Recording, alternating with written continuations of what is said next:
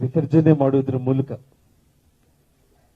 ಭಾರತೀಯ ಜನತಾ ಪಕ್ಷದಲ್ಲಿ ವಿಲೀನಗೊಳಿಸೋದ್ರ ಮೂಲಕ ನಾನು ಮತ್ತು ನನ್ನ ಶ್ರೀಮತಿ ಮತ್ತು ನನ್ನ ಜೊತೆಯಲ್ಲಿ ನನ್ನ ಕಷ್ಟದ ದಿನಗಳಲ್ಲಿ ಹೆಜ್ಜೆಯಲ್ಲಿ ಹೆಜ್ಜೆ ಹಾಕಿ ನನಗೋಸ್ಕರ ನಿಂತಿರುವಂತ ಎಲ್ಲ ನನ್ನ ಕಲ್ಯಾಣ ರಾಜ್ಯ ಪ್ರಗತಿ ಪಕ್ಷದ ಎಲ್ಲಾ ಕಾರ್ಯಕರ್ತರು ಇವತ್ತು ನಾವೆಲ್ಲರೂ ಕೂಡ ಸನ್ಮಾನ್ಯ ಯಡಿಯೂರಪ್ಪ ಅವರ ಆಶೀರ್ವಾದದಿಂದ ವಿಜಯೇಂದ್ರ ಅವರ ನೇತೃತ್ವದಲ್ಲಿ ವಿಶೇಷವಾಗಿ ವೇದಿಕೆ ಮೇಲೆ ಆಸೀನರಾಗಿರುವಂತ ನಮ್ಮ ಹಿರಿಯರು ಕರ್ನಾಟಕ ರಾಜ್ಯ ಭಾರತೀಯ ಜನತಾ ಪಕ್ಷದ ಸಹ ಉಸ್ತುವಾರಿಗಳಾಗಿರುವಂತಹ ಪೊಂಗುಲೇಟಿ ಸುಧಾಕರ್ ರೆಡ್ಡಿ ಅವರಿಗೆ ಮತ್ತು ನಮ್ಮ ಬೆಂಗಳೂರು ಕೇಂದ್ರ ಸಂಸದರಾಗಿರುವ ಸಹೋದರರು ಪಿಸಿ ಮೋಹನ್ ಅವರಿಗೆ ಮತ್ತು ನಮ್ಮ ಬಳ್ಳಾರಿಯ ಸಂಸದರಾಗಿರುವ ದೇವೇಂದ್ರಪ್ಪ ಅವರಿಗೆ ವಿಶೇಷವಾಗಿ ನನ್ನ ಆತ್ಮೀಯ ಗೆಳೆಯ ಶ್ರೀರಾಮುಲು ಅವರಿಗೆ ಮತ್ತು ಪಕ್ಷದ ಹಿರಿಯರು ನನ್ನ ಸಹೋದರರು ನಮ್ಮ ಸಿಟಿ ರವಿ ಅವರಿಗೆ ಆನಂದ್ ಸಿಂಗ್ ಅವರಿಗೆ ಅಶ್ವಥ್ ನಾರಾಯಣ ಅವರಿಗೆ ಮತ್ತು ನಮ್ಮ ಬಂಗಾರ ಹನುಮಂತ ಅವರಿಗೆ ಮತ್ತು ಎಲ್ಲ ವೇದಿಕೆ ಮೇಲೆ ಇರುವಂತಹ ಎಲ್ಲ ಪಕ್ಷದ ಹಿರಿಯರಿಗೆ ಮತ್ತು ಈ ಒಂದು ಕಾರ್ಯಕ್ರಮದಲ್ಲಿ ಭಾಗವಹಿಸಿರುವ ಎಲ್ಲ ಮಾಧ್ಯಮದ ಸ್ನೇಹಿತರಿಗೆ ಇವತ್ತು ನಾವೆಲ್ಲರೂ ಕೂಡ ಸೇರಿ ಇವತ್ತು ಭಾರತೀಯ ಜನತಾ ಪಕ್ಷದಲ್ಲಿ ಪ್ರತಿಯೊಬ್ಬ ಕಲ್ಯಾಣ ರಾಜ್ಯ ಪ್ರಗತಿ ಪಕ್ಷದ ಕಾರ್ಯಕರ್ತರು ಕೂಡ ಸೇರ್ಪಡೆ ಆಗಿದ್ದೀವಿ. ಅದಕ್ಕೆ ವಿಜೇಂದ್ರ ಅವರು ಎಲ್ಲರಿಗೂ ಸ್ವಾಗತ ಮಾಡಿದ್ದಕ್ಕೆ ಅವರಿಗೆ ನನ್ನ ಹೃತ್ಪೂರ್ವಕವಾದ ಧನ್ಯವಾದಗಳು.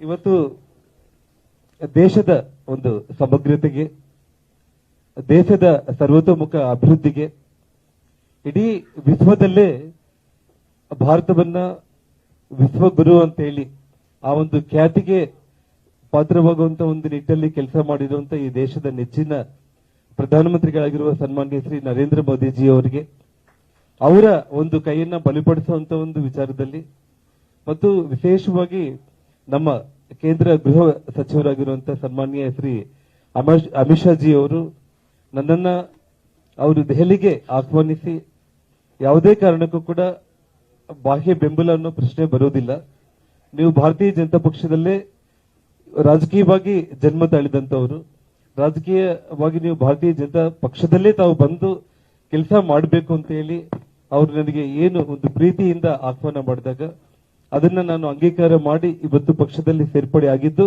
ನನ್ನ ಅದೃಷ್ಟ ಅಂತ ನಾನು ಭಾವಿಸ್ತಾ ಇದ್ದೇನೆ ಬಂಧುಗಳು. ಇಲ್ಲಿ ವಿಶೇಷ ಅಂತಂದ್ರೆ ಏನ್ ನನ್ನ ಪೂರ್ವಜನ್ಮದ ಪುಣ್ಯ ಗೊತ್ತಿಲ್ಲ.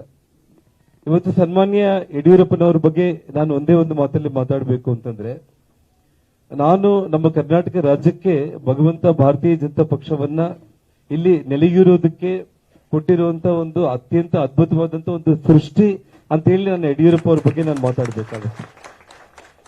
ಅತ್ಯಂತ ಚಿಕ್ಕ ವಯಸ್ಸಲ್ಲಿ ನನಗೆ ಭಾರತೀಯ ಜನತಾ ಪಕ್ಷದಲ್ಲಿ ಕೆಲಸ ಮಾಡೋದಕ್ಕೆ ಅವಕಾಶ ಮಾಡಿಕೊಟ್ಟು ಅವರು ಮುಖ್ಯಮಂತ್ರಿಗಳಾಗಿದ್ದಾಗ ಅವರ ಕ್ಯಾಬಿನೆಟ್ ಅಲ್ಲಿ ನನಗೆ ಸಚಿವನಾಗಿ ಅತಿ ಚಿಕ್ಕ ವಯಸ್ಸಲ್ಲಿ ಕೆಲಸ ಮಾಡೋದಕ್ಕೆ ಅವಕಾಶ ಮಾಡಿಕೊಟ್ಟಿರುವಂತ ಸನ್ಮಾನ್ಯ ಯಡಿಯೂರಪ್ಪನವರ ಒಂದು ನೇತೃತ್ವದಲ್ಲಿ ಅಂದು ನಾನು ಕರ್ನಾಟಕ ರಾಜ್ಯದಲ್ಲಿ ಅವರ ಜೊತೆಗೂಡಿ ಅವರ ಹೆಜ್ಜೆಯಲ್ಲಿ ಹೆಜ್ಜೆಯನ್ನು ಹಾಕಿ ಭಾರತೀಯ ಜನತಾ ಪಕ್ಷವನ್ನ ಕಟ್ಟಿದ್ದು ಒಂದು ಅನುಭವ.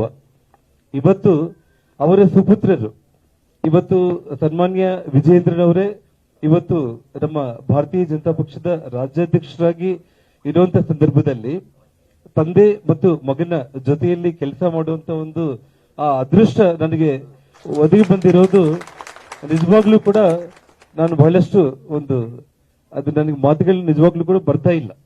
ನನಗಿರುವಂತ ಒಂದು ಆ ಸಂತೋಷದಲ್ಲಿ ಖಂಡಿತವಾಗ್ಲೂ ಕೂಡ ಇವತ್ತು ಸನ್ಮಾನ್ಯ ನರೇಂದ್ರ ಮೋದಿಜಿ ಅವರನ್ನ ಈ ದೇಶದ 3ನೇ ಬಾರಿಗೆ ಪ್ರಧಾನಮಂತ್ರಿ ಮಾಡೋದಕ್ಕೆ ಇಡೀ ದೇಶನೇ ಸಮಾಯತ್ತವಾಗಿದೆ. ಆ ಒಂದು ನಿಟ್ಟಿನಲ್ಲಿ ವಿಜೇಂದ್ರ ಅವರ ನೇತೃತ್ವದಲ್ಲಿ ಎಲ್ಲ ನಮ್ಮ ಭಾರತೀಯ ಜನತಾ ಪಕ್ಷದ ಎಲ್ಲ ನಾಯಕರುಗಳ ಜೊತೆಗೂಡಿ ಪಕ್ಷದ ಒಬ್ಬ ಸಾಮಾನ್ಯ ಕಾರ್ಯಕರ್ತನಂತೆ, ಯಾಕಂದ್ರೆ ಬಹಳಷ್ಟು ಕೆಲವೊಬ್ರು ಅನ್ಕೊಂಡಿರ್ಬಹುದು ಆ ಕಂಡೀಷನ್ ಈ ಕಂಡೀಷನ್, ಯಾವ ಕಂಡೀಷನ್ಗಳು ಇಲ್ಲ. ನಾನು ಯಾವುದೇ ಕಂಡೀಷನ್ಗಳು ಯಾವುದೇ ಫಲಾಪೇಕ್ಷೆ ಇಲ್ಲದ ಹಾಗೇನೆ ಭಗವಂತ ಜೀವನದಲ್ಲಿ ಎಲ್ಲವುದನ್ನ ಅತಿ ಚಿಕ್ಕ ವಯಸ್ಸಲ್ಲಿ ಯಡಿಯೂರಪ್ಪ ಅವರ ಆಶೀರ್ವಾದದಿಂದ ಭಾರತೀಯ ಜನತಾ ಪಕ್ಷದ ಆಶೀರ್ವಾದದಿಂದ ಎಲ್ಲವನ್ನೂ ಪಕ್ಷ ಹಿಂದೆನೆ ನನಗೆ ಅತಿ ಚಿಕ್ಕ ವಯಸ್ಸಲ್ಲಿ ಕೊಟ್ಟಿತ್ತು. ಎಲ್ಲ ಏಳು ಬೀಳುಗಳನ್ನ ನಾನು ನೋಡಿದ್ದೀನಿ.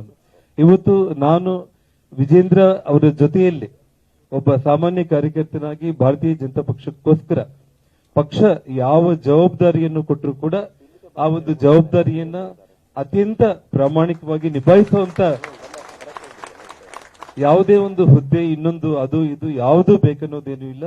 ತಮ್ಮೆಲ್ಲರ ಜೊತೆಯಲ್ಲಿ ಸಾಮಾನ್ಯ ಕಾರ್ಯಕರ್ತರಲ್ಲಿ ಒಬ್ಬ ಸಾಮಾನ್ಯ ಕಾರ್ಯಕರ್ತನಾಗಿ ನಾನು ಪಕ್ಷಕ್ಕೋಸ್ಕರ ನಾನು ದುಡಿತೀನಿ ಅನ್ನುವಂತ ಒಂದು ಪ್ರಮಾಣ ಪೂರ್ವಕ ಮಾತನ್ನ ಈ ಸಂದರ್ಭದಲ್ಲಿ ನಾನು ಹೇಳಿ ಬಯಸ್ತಾ ಇದ್ದೇನೆ ಬಂಧುಗಳೇ. ಹಾಗಾಗಿ ನಾನು ಇನ್ನು ಹೆಚ್ಚು ಮಾತಾಡೋದಕ್ಕೆ ಇನ್ನೂ ಅವಕಾಶಗಳಿನ್ನೂ ಸಾಕಷ್ಟಿದೆ. ನನಗೆ ಇಲ್ಲ ವೇದಿಕೆ ಎಲ್ಲ ನೋಡ್ತಾ ಇದ್ರೆ ನನ್ನ ಮನೆಗೆ ನಾನು ಮತ್ತೆ ವಾಪಸ್ ಬಂದಿದ್ದು ಬಹಳ ಖುಷಿಯಾಗಿದೆ. ನಾನು ಇವತ್ತು ಯಾವುದೇ ಕಾರಣಕ್ಕೂ ರಕ್ತದ ಕಣಕಣದಲ್ಲಿ ಕೂಡ ಭಾರತೀಯ ಜನತಾ ಪಕ್ಷ ಅನ್ನೋದೇ ಇತ್ತು. ಆದ್ರೆ ಕೆಲವೊಂದು ಅನಿವಾರ್ಯ ಸ್ಥಿತಿಗಳಲ್ಲಿ ನಾನು ಹೊರಗಡೆ ಹೆಜ್ಜೆ ಇಟ್ಟಿದ್ರು ಕೂಡ ಇವತ್ತು ಭಾರತೀಯ ಜನತಾ ಪಕ್ಷ ತಾಯಿಯ ಮಡಲಿಗೆ ಇವತ್ತು ನಾನೇನ್ ಬಂದು ಸೇರ್ಕೊಂಡಿದ್ದೀನಿ ಕ್ಷೇಮವಾಗಿ. ನಮ್ಮೆಲ್ಲ ಸಹೋದರೆಲ್ಲರನ್ನೂ ಕೂಡ ಇವತ್ತು ನೋಡ್ತಾ ಇದ್ರೆ ನಾನು 13 ವರ್ಷಗಳ ನಂತರ ಕಚೇರಿಗೆ ಬಂದಿದ್ದೀನಿ ಅಂತ ನನಗೆ ಅನಿಸ್ತಾ ಇಲ್ಲ. ನಾನು ನಿನ್ನೆ ಬೆಳಗ್ಗೆ ಹೋಗಿ ಮತ್ತೆ ಇವತ್ತು ಬೆಳಗ್ಗೆ ಬಂದಿದ್ದೀನಿ ಅನ್ನುವಂಥ ಭಾವನೆನೇ ನನಗೆ ಬರ್ತಾ ಇದೆ. ಹಾಗಾಗಿ ತಮ್ಮೆಲ್ಲರಿಗೂ ಕೂಡ ನಾನು ಇನ್ನೊಮ್ಮೆ ಧನ್ಯವಾದಗಳನ್ನ ತಿಳಿಸಿ ಈ ನನ್ನ ಮಾತುಗಳನ್ನ ನಾನು